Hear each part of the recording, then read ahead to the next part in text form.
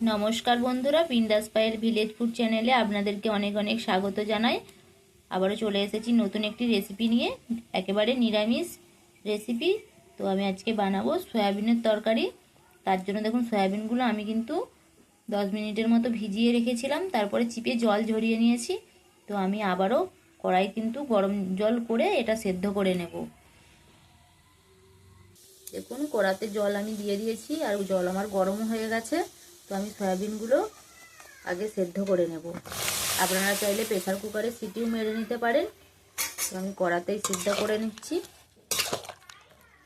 একেবারে নিরামিষভাবে বানাবো। তো সয়াবিনের তরকারিটা আমিষই ভালো লাগে, তো কোনো কোনো সময় কিছু করার থাকে না, নিরামিষভাবেই করতে হয়।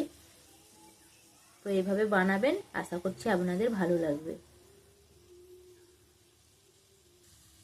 তো আমি এর মধ্যে দিয়ে দিচ্ছি একটু লবণ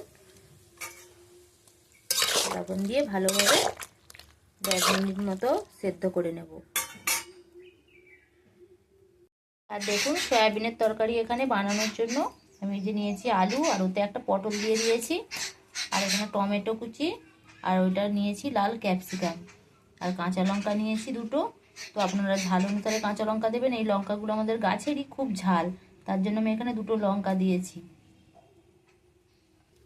দেখুন, এদিকে সয়াবিনও কিন্তু আমার সেদ্ধ হয়ে গেছে। তো আমি এবার সয়াবিনটা নামিয়ে নেব।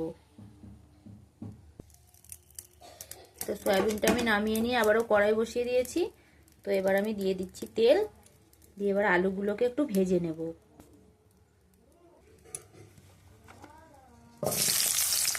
আলু আর পটল একসঙ্গে কাটা আছে, আমি এই দুটোকে একসঙ্গে একটু ভেজে নেব।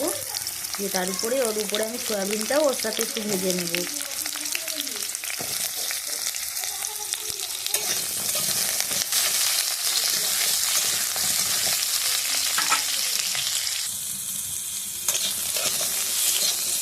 আলুটাও আমার হালকা ভাজা হয়ে গেছে। তো আমি এর মধ্যে এবার সয়াবিনটাও ভালোভাবে জলটা একবারে চিপে বের করে নিয়েছি সয়াবিন থেকে। তো আমি এটা আলুর সাথে একটু নেড়ে নেব।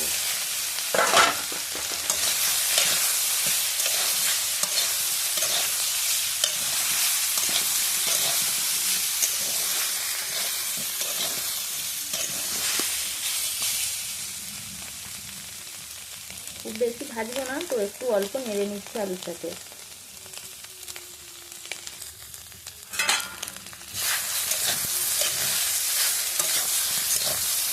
দেখুন, আমি 2-3 মিনিট একটু ভেজে নিয়েছি, খুব বেশি ভাজিনি, অল্প একটু করে নেড়ে নিয়েছি।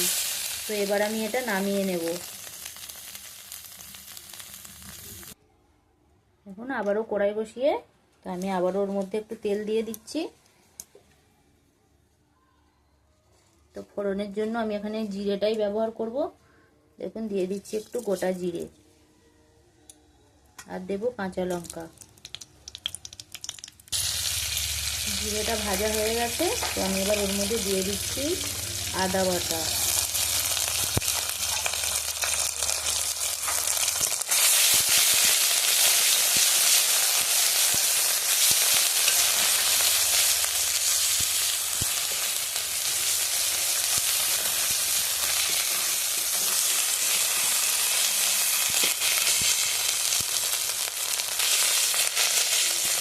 এবার দিয়ে দেবো টমেটো, কেটে রাখা টমেটো।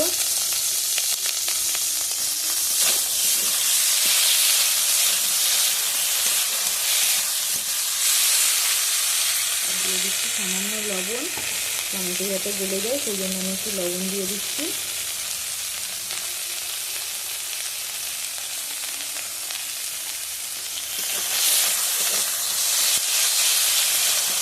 ভালোভাবে এটাকে নেড়ে নেব, যাতে আদার ওই কাঁচা গন্ধ, আদা আর টমেটোর কাঁচা গন্ধ চলে যায়।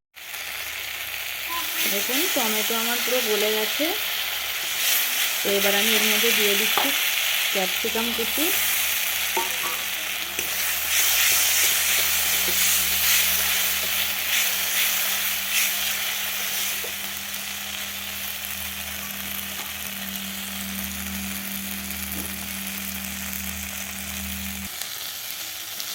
দেখুন, এবার এর মধ্যে আমি দিয়ে দেব হলুদ গুঁড়ো,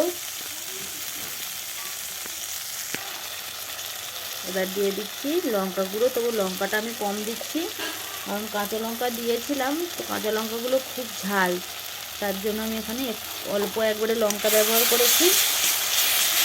আর একটু কালারটা সুন্দর আনার জন্য দিয়ে দেবো একটু কাশ্মীরি রেড চিলি পাউডার।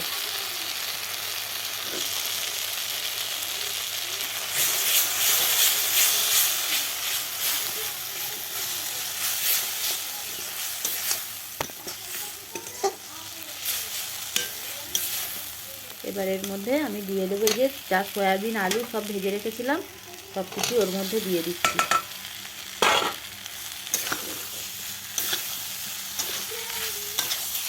দিয়ে 10 মিনিট মতো ওই মশলার সঙ্গে একটু কষিয়ে নিয়ে তারপরে জল ঢেলে দেবো।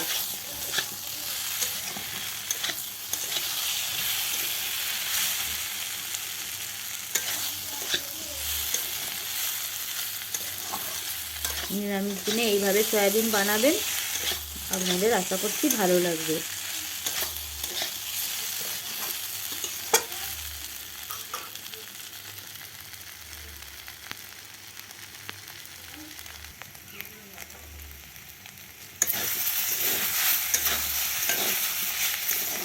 মশলার পুরো কাঁচা গন্ধ চলে গেছে, তো আমি এবার কিন্তু এর মধ্যে দিয়ে দেব জল। জল দিয়ে দিচ্ছি।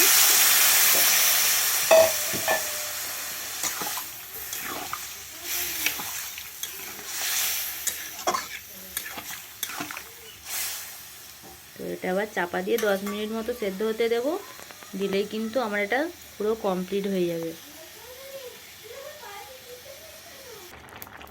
দেখুন ঝালটা ব্যালেন্স করার জন্য তো আমি আর একটু দিয়ে দিচ্ছি চিনি।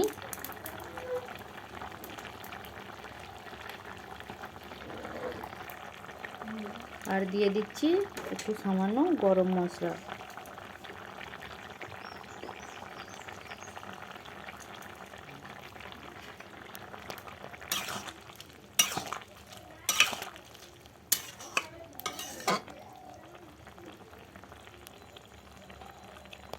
তো আমি গরম মশলাটা দিয়ে আর 2 মিনিট মতো একটু ফুটিয়ে নিচ্ছি, তারপরে আমার কিন্তু তৈরি হয়ে যাবে নিরামিষ সয়াবিনের তরকারি।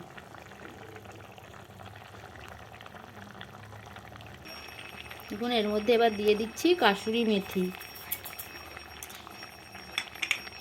আর দিয়ে দেবো সামান্য একটু ঘি।